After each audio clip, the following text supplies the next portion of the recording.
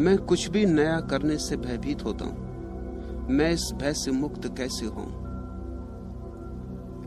नया सदा ही भयभीत करता है, अपरिचित डराता है, लेकिन अपरिचय में ही विकास है, अनजान में ही यात्रा है। रोज रोज पुराने को छोड़ना है, रोज रोज नए में गति करनी है। जैसे रोज नया सूरज उगता सुबह, रोज नए फूल खिलते सुबह, ऐसे ही तुम्हारे जीवन में भी रोज नई रोशनी चाहिए, नए फूल चाहिए। किताबों में दबे हुए मुर्दा फूलों को लेकर मत बैठे रहो। तुम्हारी स्मृतियां किताबों में दबे मुर्दा फूल है। अतीत के साथ मत उलझे रहो, सुविधापूर्ण है। साहस की कोई जरूरत नहीं है अतीत के साथ जीने में। कमजोर के लिए बड़ी सुरक्षा है, लेकिन अतीत में ही डूबे रहना तो फिर विकास कैसे करोगे, विकसित कैसे होगे? नया पुकारता है रोज रोज। परमात्मा नित नया है, नित नूतन है। जो नए में उतर सकता है वही परमात्मा को जान सकता है। पुराने के प्रति रोज मरना है और नए के प्रति रोज जन्मना है। और ये समय की धारा जो जा रही है तुम्हारे पास से फिर नहीं लौट के आएगी। एक क्षण भी खोना मत। अतीत के साथ, पुराने के साथ गंवाया गया हर क्षण व्यर्थ गया। हे मन के अंगार, अगर तुम लौना बनोगे, छार बनोगे। जल्दी करो। अगर तुम्हारा जीवन एक ज्योति नहीं बन सकता है, अगर अंगार लपट के लौ नहीं बन सकता है, तो जल्दी ही राख हो जाए। फिर एक अवसर गया।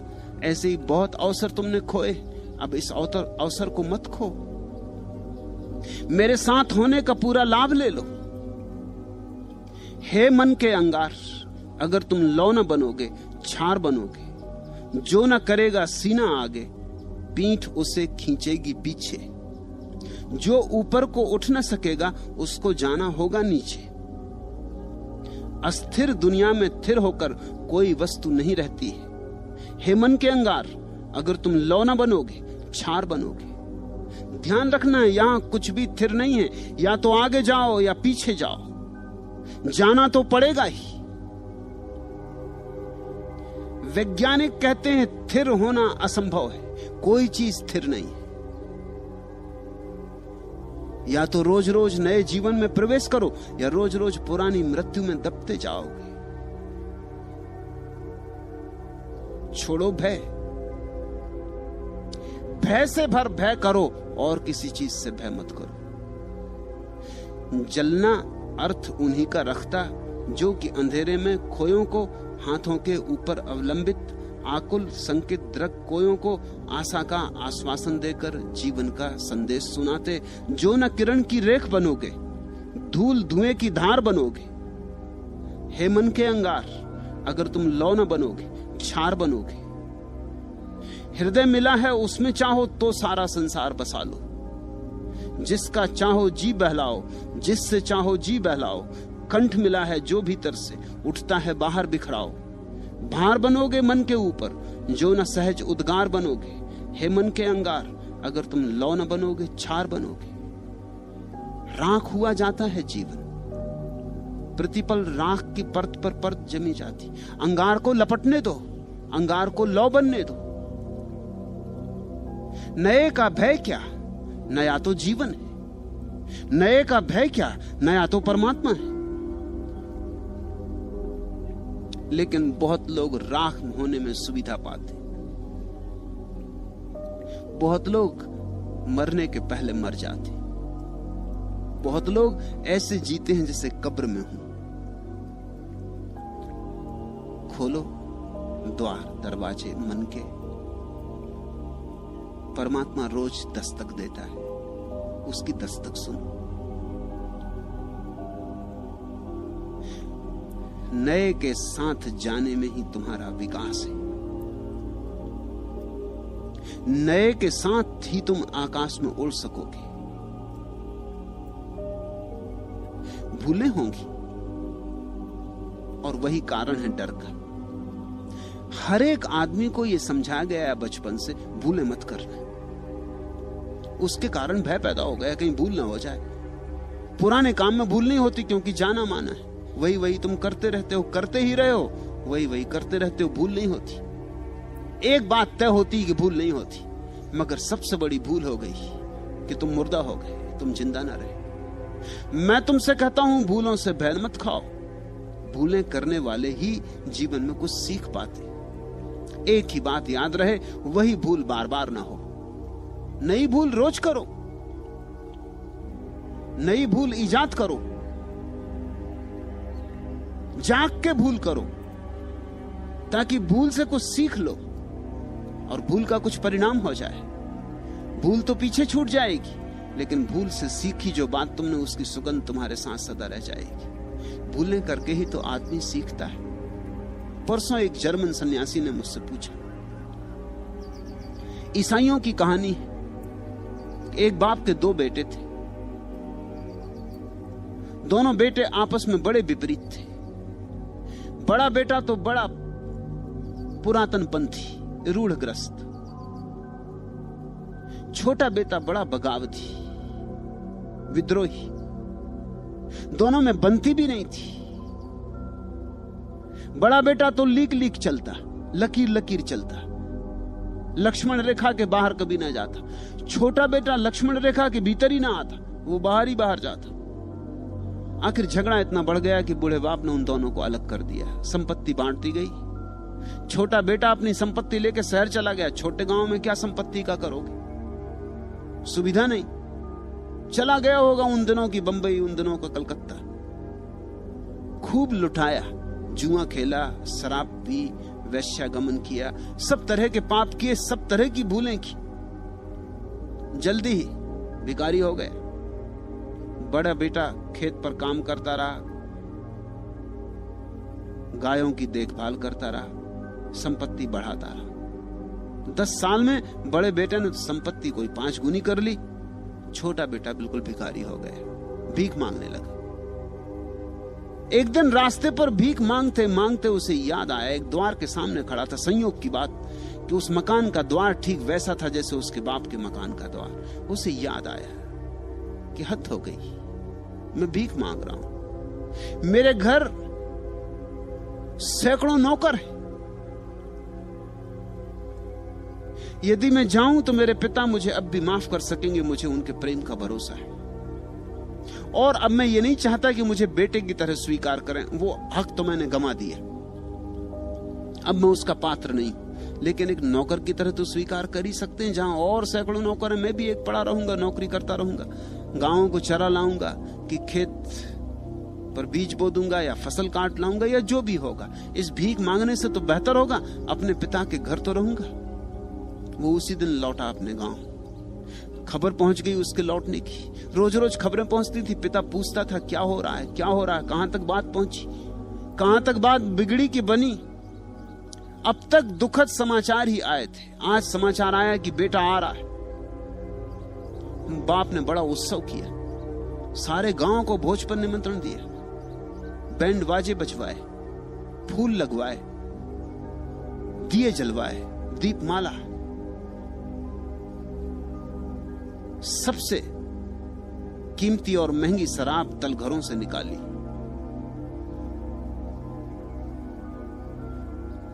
बहुमूल्य से बहुमूल्य भोजन तैयार करवाए। बड़ा बेटा तो खेत में काम कर रहा था, उसे कुछ पता नहीं था। दिन भर की धूप दोपहरी में काम करके जब वो लौट रहा था तो रास्ते पर गांव में उसे किसी ने कहा कि हद हो गई, अन्याय की भी एक सीमा होती। तुम्हारे बाप ने बहुत अन्याय किया तुम्हारे साथ, तुम इसके पास रहे, इसकी सेवा की, इसकी आज्ञा का पालन किया। तुम्हारे लिए कभी बैंड बाजे न बजे, और तुम्हारे लिए कभी गांव को भोज न दिया गया, और तुम्हारे लिए कभी शराब की कीमती बोतलें न निकाली गई। आज तुम्हारा छोटा भाई, वो सुपूत वापस लौट रहा है, उसके स्वागत में ये सारा आयोजन हो रहा, तुझे कुछ पता है? बेटे ने सुना तो उसकी छाती धक से हो गई। उसने कहा ये अन्याय है। आज तक मैंने कभी पिता की किसी बात का विरोध नहीं किया, लेकिन आज बर्दाश्त मैं भी ना कर सकूंगा। वो आया बड़े क्रोध में, अपने बाप से बोला कि क्या हो रहा है, मेरे लिए कभी स्वागत नहीं। बाप ने कहा तू तो मेरे पास है, लेकिन जो भटक गया था वो वापस लौट रहा है। तूने कभी कोई भूल ही नहीं की, लेकिन जिसने बहुत भूलें की वो भूलों से जाग गया, वापस लौट रहा है। इसलिए उसका स्वागत जरूरी है। जर्मन सन्यासी ने मुझसे पूछा, वो एक ईसाई पादरी की पत्नी है, वो भी मेरे सन्यासी। उसने पूछा कि मेरे मन में सदा ये सवाल उठता है कि बड़े बेटे के संबंध में क्या, छोटे बेटे का स्वागत हो रहा है तो ठीक है, मगर बड़े बेटे के संबंध में क्या। मैंने उससे कहा बड़ा बेटा सिर्फ कहानी को पूरा करने के लिए है, बड़े बेटे का जन्म ही नहीं हुआ, क्योंकि जिसने भूले नहीं की उसने कुछ सीखा ही नहीं। जो कभी दूर नहीं गया वो पास भी नहीं आ सकता। बड़ा बेटा पास है मगर पास नहीं आ सकता क्योंकि दूर ही नहीं गया। ये जीसस की कहानी बड़ी प्यारी है। ये कह रही भूल करो, डरो मत, क्योंकि भूल से ही तो सीखोगे। भूल जब सूल बन के चुभेगी तभी तो तुम जागोगे, और हर भूल कुछ सिखा जाएगी। उसी भूल को दोहराना मत, दोहराने में क्या सार है। फिर भूल को ही दोहराने में लकीर के फकीर मत हो जाना। जो आदमी रोज रोज नित्य भूलें करता जाए और साहस पूर्वक करता जाए और हर भूल से कुछ सीखता जाए, उसकी संपदा विकसित होने लगती। वही व्यक्ति किसी दिन प्रज्ञा को उपलब्ध होता है। उसी व्यक्ति के जीवन में बुद्धिमत्ता के मेघ घिरते, उसी के जीवन में ज्ञान की वर्षा होती। एक तो ज्ञान है जो किताबों से मिलता है, वो कचरा है, और एक ज्ञान है जो जीवन से मिलता है, वही बहुमूल्य है। तुम ध्यान रखना, जिसने पाप ठीक से नहीं पहचाना वो कभी पुण्य को नहीं पहचान पाएगा, और जिसने संसार को ठीक से नहीं देखा वो परमात्मा के पास नहीं आ पाएगा। ये संसार परमात्मा के पास आने के लिए ईजाद की गई भूल है। ये परमात्मा के द्वारा ही ईजाद की गई भूल है। ये उपाय है, ये अवसर है तुम्हें भटकाने का, तुम्हें भुलाने का। और तब भूल भूल के तुम जब याद करोगे, चूक चूक के जब तुम फिर वापस लौट आओगे, तो हर बार तुम्हारी प्रौढ़ता बढ़ेगी, हर बार तुम्हारा केंद्रीकरण बढ़ेगा, हर बार तुम्हारी चेतना ज्यादा प्रखर होती जाएगी। ध्यान रहे, हे मन के अंगार, अगर तुम लौ न बनोगे, छार बनोगे। जो न करेगा सीना आगे, पीठ उसे खींचेगी पीछे। जो ऊपर को उठ न सकेगा, उसको जाना होगा नीचे। अस्थिर दुनिया में थिर होकर कोई वस्तु नहीं रहती है। हे मन के अंगार, अगर तुम लौ न बनोगे, छार बनोगे। जो न किरण की रेख बनोगे, धूल धुएं की धार बनोगे। भार बनोगे मन के ऊपर, जो न सफल उद्गार बनोगे। हे मन के अंगार, अगर तुम लौ न बनोगे, छार बनोगे। भूल से भयभीत न हो, वही भय है कि कहीं भूल ना हो जाए, इसलिए घर के भीतर छिपे रहो। गोबर गणेश बने बैठे रहो, कहीं भूल ना हो जाए। मैं तुमसे कहता हूं, भय छोड़ो, निकलो घर के बाहर। भूलें होने दो, बस एक भूल दोबारा ना हो, इतना स्मरण रहे। जल्दी ही भूलें चुक जाएंगी और जल्दी ही तुम पाओगे सद्ध स्नात, ताजे तुम हो गए, अभी अभी नहाए तुम हो गए। और तब जीवन एक नया ही आविर्भाव लेता है, एक नया रंग। जीवन एक नई धुन लेता है, एक नया गीत। जीवन आनंद बन जाता है। जीवन के उस आनंद बन जाने का नाम ही ईश्वर का अनुभव है।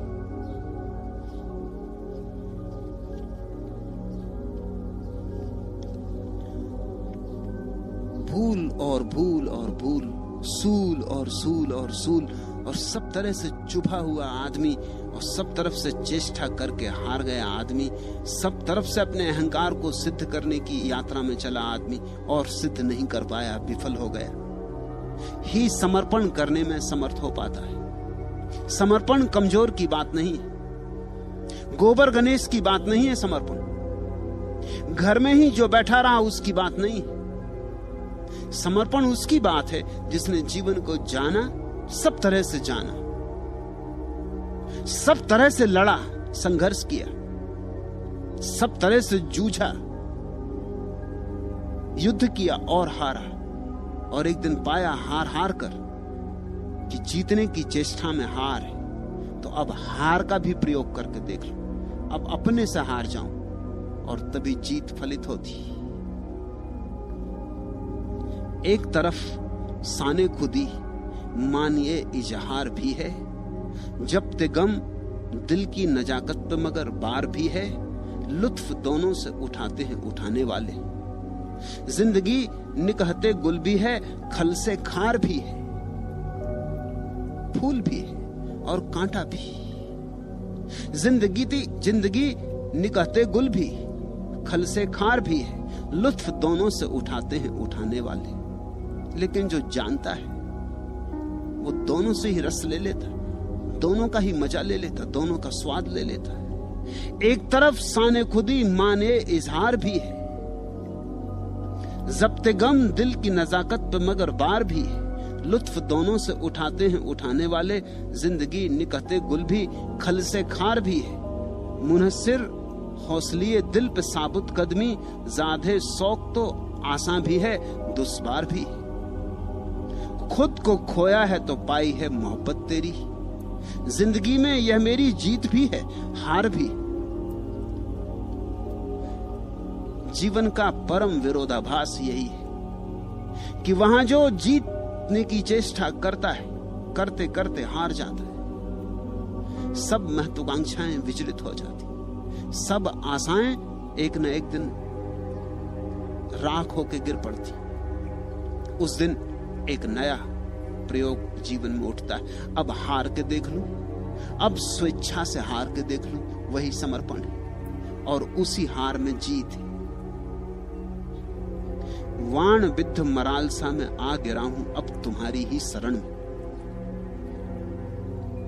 बादलों के देश तक जब चढ़ गया था, जानता था लौट आना, जानता था है असंभव नीड़ बिजली की लताओं पर बनाना।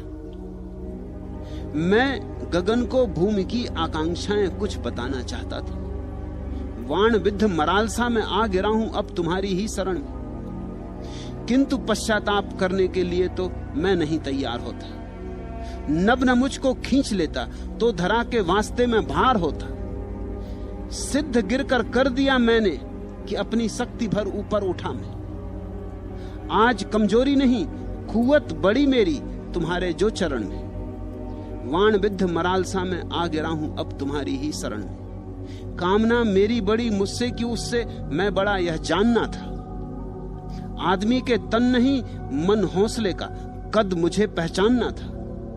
रेख लोहू की लगाकर आ रहा हूं मैं अधर की मेखला पर, शक्ति अंबर में परीक्षित, भक्ति की लूंगा परीक्षा मैं धरणी में। वाण विद्ध मरालसा में आ गिरा हूं अब तुम्हारी ही शरण में। उड़ो जितने दूर तक उड़ सको, जाओ जितने दूर परमात्मा से जा सको। एक दिन गिरोगे। वाण विद्ध मरालसा में आ गिरा हूं अब तुम्हारी ही शरण।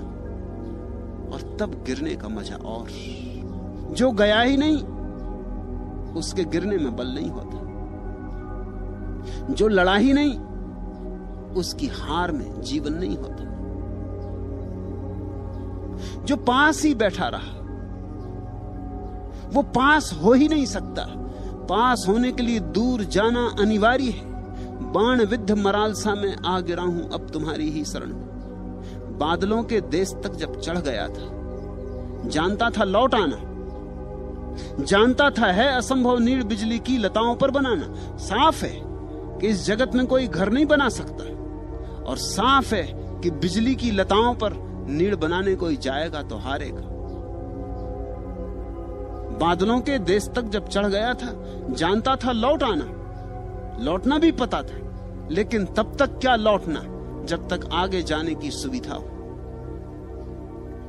लौटना तो तभी सार्थक होता है जब आगे जाने का उपाय ही न रहा। आखिरी सीमा तक अहंकार जाता है तो ही टूटता है, गिरता है, समर्पित होता है।